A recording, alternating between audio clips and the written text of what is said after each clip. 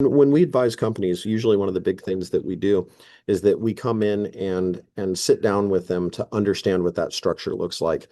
And policy, procedure, guidelines, and setting expectations with those vendors are a large part of it, right? It's not uncommon now if you're going to be working with a company, often those companies will come back to you and say, "Hey, we need to see some attestation or assurance to so that we know that you guys have done the basic block and tackle, you've done your due diligence, and you've locked this stuff down."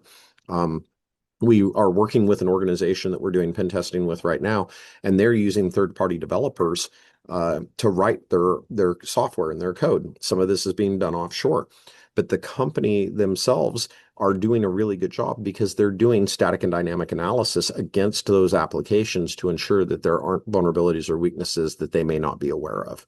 Really, the key there is setting a policy, setting a standard, and making sure that that's something that's applied anytime that you are engaging with a third party. The other thing that I would say, when you look at the way that businesses work, is assess the different relationships based upon their access into your environment, right?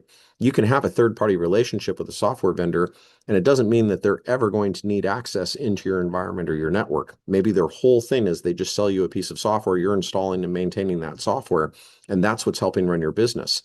On the other side of the coin, you might have somebody like a Salesforce or an Okta or somebody else like that that's very involved in your business, right? They're the keys. They are the things that protect the keys to your kingdom. And as you can imagine, the requirements that you may set for those relationships may be something that are stricter or harder based upon the access that they have in the environment, the data that could be compromised if an attack were to be successful. So it's a bit of a balance game, is what I would say.